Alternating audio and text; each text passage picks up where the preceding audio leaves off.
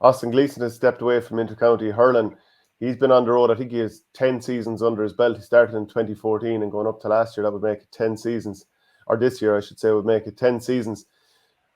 I wouldn't be surprised to see more players taking years out here and there because it is very all-consuming. And if your club is having a long run as well, just wonder when do you get a break. And people don't realise that, I suppose, that you do want to kind of now and again step off that roundabout and just get a bit of a break, have a bit of crack, be a young lad, whatever it might be. Same with the girls.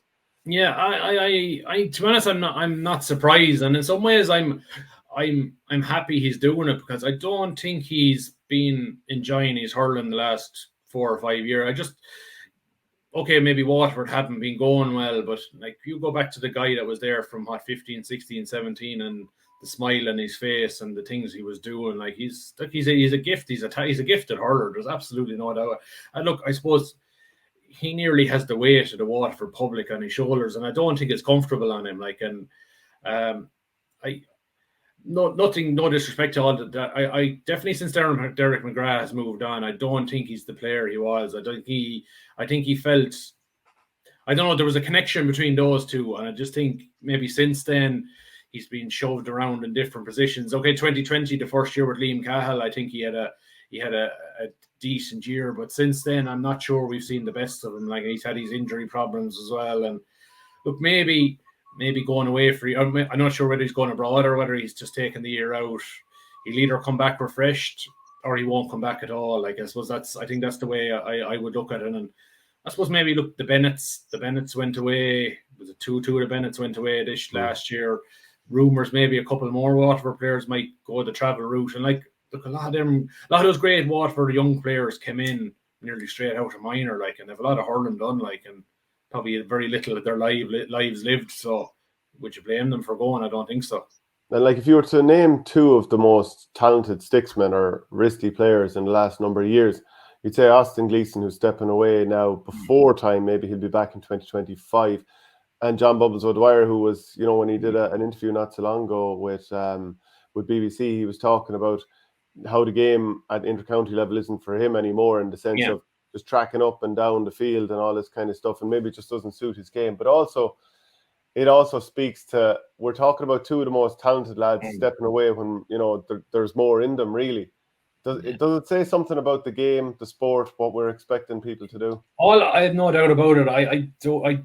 I think we've got to be so careful in terms of, look, there's no doubt that the level of coaching and hurling at the moment is the highest it's ever been. But I think we're nearly gone overcoached, if you know what I mean. I think we've got to be careful not to take the spontaneity. We've got to not, the likes of Austin Gleeson and the John O'Dwyers, we don't want those guys put in a straitjacket, if you know what I mean. That we can't see their full level of their skills because that you can't take on that shot because that's not part of what we do. And look, we know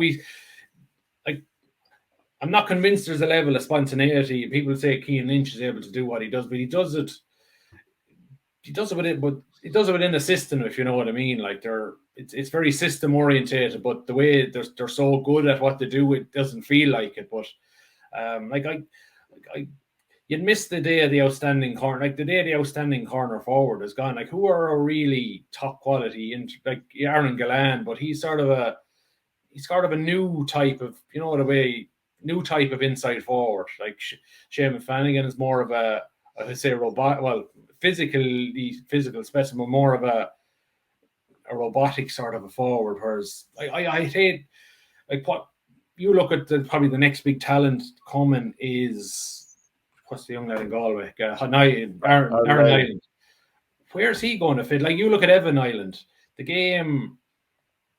He's an outstanding talent, but he's a fish out of water in the modern senior intercounty game, where he's really only scoring frees because he doesn't have the size or the physicality nearly to see the full nature of his talents. Yeah, like, to be fair, he did all right against Tip there in the final. Yeah. I mean, like, it is definitely a bit of a concern. I would have said that game plans, and this is how I look at it when I'm coaching, whatever, is like, this is to we do a bit of a game plan. We work the ball around a bit to give you a platform to show off your class, and then the spontaneity comes in. And of course, if a lad's got under pressure and he's got a brilliant sidestep or Yeah. he's just got great vision, feel free to go out and play it as you see it. Yeah. But like, I think game plans should just be there to give a player, whether it's male or female, the best opportunity to show off what they can do. Yeah. They're like, you have parameters, and after that it's go out and hurt. So unless you have an individual or a group of players that you're lucky enough that their heads are like sponges and can take information. That's probably what's good about this Limerick team. They've probably just got a group of players as talented as they are that they've got the right guys with the right mentality who could take so much information on board. And the right lads giving the information the right way. And then you have other guys, if you give them too much information, you'll just confuse them, and they'll just won't be able to go out and do what they have to do, because instead of going to the ball, they're thinking as they're going to the ball, and that's the last thing you want a lad to do.